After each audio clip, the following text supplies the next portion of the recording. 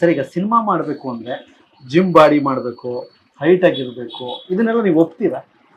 Sir ಅದು character ಮೇಲೆ ಹೋಗುತ್ತೆ ಅಲ್ಲ, sir. Because in future today ಮುಗೀತಿ, ಪಿಕ್ಚರ್ ಹೌದು, ಮುಗೀತಿ, ಆಯ್ತು. ನೆಕ್ಸ್ಟ್ ಮೂವಿ ನೀವು ನೋಡ್ಲೇಬೇಕು, ಮಾಡ್ಲೇಬೇಕು. ಇಲ್ಲ ಸರ್, ಅದು ನನ್ಗೆ ಆಲ್ರೆಡಿ ಈಗ ಬಂದಿರೋ 1-2-3 ಕತೆಗಳು ಆಲ್ರೆಡಿ ನನ್ಗೆ ಯಾವ ಡೈರೆಕ್ಟರ್ಸ್ ಬಂದು ನರೇಟ್ ಮಾಡಿ ಕೆಲವೊಂದು ಅವರು ಹೇಳಿದ್ದಾರೆ ಸರ್ ಹೀಗೆ ಬೇಕು ಹಾಗೆ ಬೇಕು, ಅದಕ್ಕೆ ತಕ್ಕಂಗೆ ನಾನು ಮುಂಚೆ ನಾನು ವರ್ಕೌಟ್ ಮಾಡ್ತಿದ್ದೆ ಸರ್. ನಾನು ಇದಕ್ಕಿಂತ ಬಲ್ಕಿ ಆಗಿದ್ದೆ ನಾನು.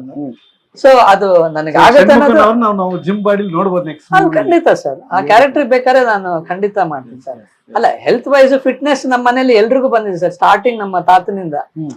ಈಗ ನೀವು ನೋಡಿರ್ಬೋದು, ರೀಸೆಂಟ್ ಆಗಿ ಒಂದು ವಿಡಿಯೋ ತುಂಬಾ ವೈರಲ್ ಆಯ್ತು. ಶಿವಣ್ಣ ಹೇಳ್ತಿರೋದು, ಯಾರೋ ಕೇಳಿದ್ರು, ಏನ್ರಿ ರಾಜ್ಕುಮಾರ್ ಅವರು ಏನ್ ಬಟ್ಟೆ ಹಾಕಿದ್ರು ಅಷ್ಟು ಫಿಟ್ ಆಗಿ ಕಾಣ್ತಾರೆ ಅಂತ. ಅವ್ರು ಹೇಳಿದ, ಅವ್ರ ಬಾಡಿ ಇರೋದ್ ಹಂಗೆ, ಗೋಣಿ ಚೀಲ ಹಾಕಿದ್ರು ಅವ್ರ ಹಂಗೆ ಫಿಟ್ ಆಗ.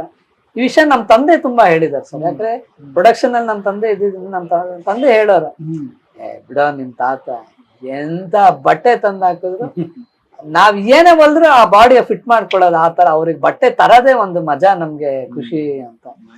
ಸೊ ನನ್ಗೆ ನನ್ನ ಬಿಗ್ಗೆಸ್ಟ್ ಫಿಟ್ನೆಸ್ ಸೈಡ್ ನಮ್ ತಾತನೇ ಸರ್. ನನಗೆ ಯಾವಾಗ್ಲೂ ಯೋಗ ಇರ್ಬೋದು, ವರ್ಕೌಟ್ ಇರ್ಬೋದು, ಎಲ್ಲ ತುಂಬಾ ಫಿಟ್ ಆಗಿ ಇಟ್ಕೊಂಡಿದ್ದೀನಿ.